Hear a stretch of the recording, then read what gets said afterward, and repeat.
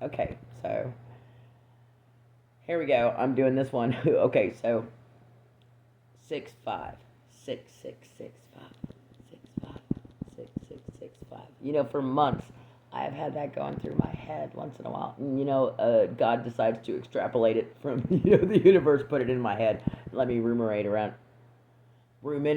around about that in my head, for a while, and then he just pulls it back out when I don't figure it out, which that's fine.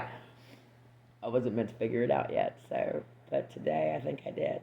You know, back in the day, a few months ago, it's coming to my awareness. I'm like 6665. Okay, so the mark of the beast is 666, right? And leave it to religion to make that the most horrible number.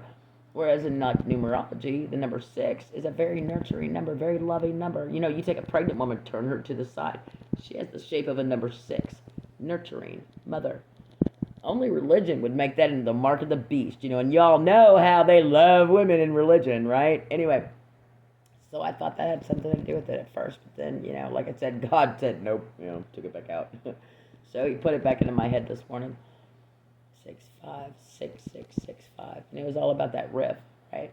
So, okay, so 6 5, right there, that's 11, right? That's self mastery, right? And then you go to 6665. Well, that's 23. That's a progressive number.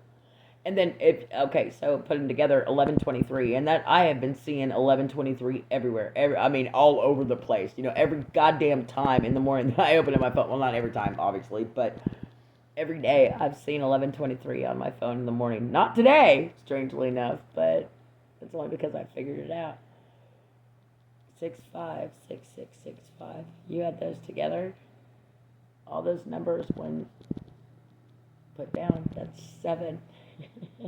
I don't know if you were aware of this. I really don't. You probably were, knowing you, but in case you weren't, that's why. Okay, that's why. I love you. Have a great rest of your day.